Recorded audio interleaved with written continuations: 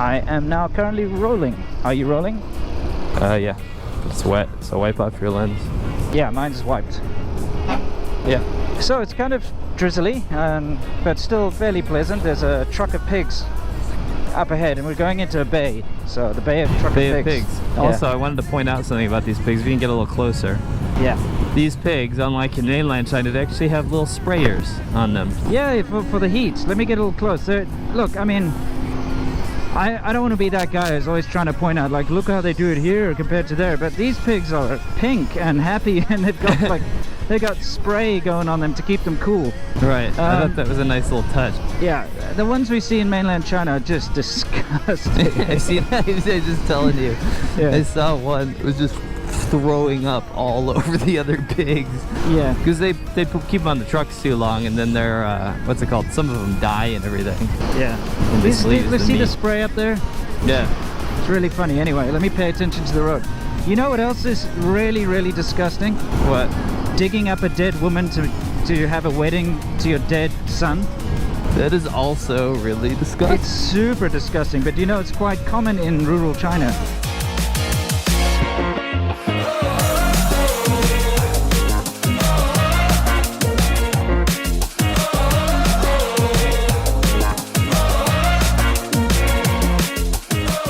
Right. I mean, it's outlawed, it's not legal. Right. But there's this whole industry. Maybe you can explain what a ghost wife is. So basically, if your son dies before he was married, and this happens often because we always talk about this excess of men, right? Yeah. There's too many men in China. Oh, look, my Speedo died again. So it must be the rain, eh? It's the rain. It's got a leak. Look, and if I bang it, it works. Anyway, Percussion. Yeah. Anyway, this happens. There's a surplus of men, obviously, and there's a lot of dangerous lines of work as well in China. Yeah. You know, you have coal mine disasters and explosions and buildings falling down, all that kind of stuff. Anyway, if your son dies before he was married, it's Chinese tradition that's considered outlandish. Like, you need to have a wife in the afterlife. It's also very unlucky for the family and stuff. I was just going to say, it's more about the family that survived, right? Yeah. Because they think it's like a bane, like it's a, what's it called, an omen. Something bad's going to happen to them. So in order to prevent all this bad juju, they will go out into the graveyards and they will dig up a woman to marry their dead son. So they'll basically have a funeral/wedding of dead people. Well, yeah, they do that in the countryside. Yeah, they're copperoonies. Oh, okay.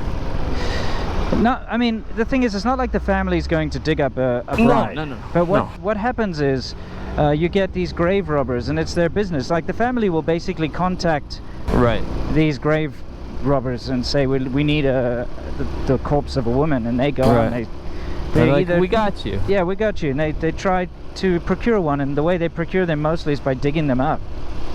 And I think there are even horrible cases where they've actually murdered, like, mentally disabled women, in order to have a corpse. Right. Like, this is, you can look it up. It's in the news. I'm not making this stuff up. That was the thing. That was the thing. Yeah. And they, by the way, they don't dig up like an old woman, right? They try to dig up women that were fairly young or fresh. Yeah, the younger the better, obviously. Right. That's the whole thing. And so this ridiculous thing goes on where, you know, you've got people basically getting hold of women's corpses to marry to their dead sons. Right. Anyway, like I said, they keep trying to clamp down on it, but then they keep discovering new, new instances of this happening. You can't beat it out of them. They really believe that it's going to be the end of their family. You know? Yeah, sure. It's just one of those things out in the middle of the rural countryside. People do this stuff, right? But I thought we'd also just talk about the whole situation. You know, the fact that there are less men and less women than men. Right. We've covered this, in great detail. But one thing that is becoming wildly popular. Yeah. I have to point this out. Like, we talk about 30 to 40 million excess men, and that's going to be an issue, right? But they are predominantly in these villages, right? These countryside villages. So they'll be left over there, and they don't find a wife. So these villagers that have a little bit extra cash, they'll hire a service. They'll hire these. They're not grave robbers this time. They're actually human traffickers. Yeah, they're human traffickers. Yeah. And I mean, they'll pose as legitimate companies. Yeah. They'll say, we'll get you a wife from Vietnam, Philippines, Indonesia, your choice, right? Thailand. Obviously, Thailand. They have different you know, values, different prices. Yeah. But you know, obviously these are not legitimate companies. The majority of what happens is that these women are human trafficked from local, you know, local mafia in their home countries, and then shipped up illegally across the border into China, where they're stateless and kind of forced to be subservient to their new husband in China. Yeah. And it's happened a lot on the Burmese border, particularly, and the Vietnamese border. You'll see a lot of this. But it's very interesting and it's very devastating. It must be horrifying. You know what I find is even more interesting? The fact that a lot of those people scam these villages. Right. So what they'll do is they'll organize for an entire village wives, right? So say, I don't know, 10 women to be wives. Right. They come in, the villagers pay their however many thousand RMB. They go through the whole wedding ceremonies and stuff.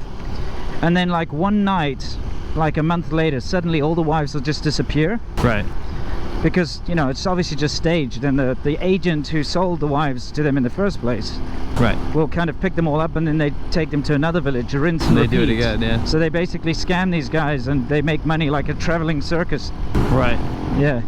It's quite ridiculous. That's kind of funny as well. Yeah. But yeah, any opportunity to be able to make money, you know. Yeah. I mean, desperation drives a hard bargain. You're seeing a lot of really nasty, what's it called? Like forms of societal, how to say, compensation for these kind of problems. Sure. And it's getting gross. You've seen the same thing in North Korea as well, like, because the ethnic Koreans on the border, we did a video actually about this, but they live on the Chinese-North Korean border, but they're Chinese citizens, but they speak Korean, right? Sure. So they'll smuggle over across the Tumen River, they'll smuggle over North Korean women that obviously are probably not going to be able to get back. Yeah. And they'll be forced to be wives for these men. Sure. And live like really sad, horrible lives. Yeah. But in Southeast Asia, it's really taken off because there is a lot more border freedom and trade freedom between these nations. Yeah, gotcha. So you're seeing more and more human trafficking, which is really devastating, you know. Yeah, no, it's awful. I mean, obvious. So far we've talked about women being dug up or murdered to be brides, and now we're talking about human trafficking. It's really, it's a lovely topic we stumbled on here, Z-Milk. Yeah. Absolutely fantastic. But it is interesting because you're looking at, I mean, what nation could say they have that many extra men, right? Sure. Of course it's going to breed some weird shit. Yeah. Yeah, especially in the rural countryside. We keep, you know, when we talk about these kind of things that happen, it's out there. It's not in the big cities. It's not visible. It's not something that's really under the control of the government, because in the rural places, there's such a lack of infrastructure and oversight that, you know, anything goes really. Right. There's no law. Crazy. Yeah. I mean, there is no law, etc. But also, it does lead to this strange situation where you and I get called out a lot, and like, how dare you marry a Chinese woman because they have such a shortage? Right. Well, you know, it's their own fault. Like, you know, you want to choose to have a boy over a girl, that's, you know, it's what's going to happen. Right. Oh shit, sorry. Wow. Fucking, that guy just really almost pushed me off the road. Yeah. Woohoo.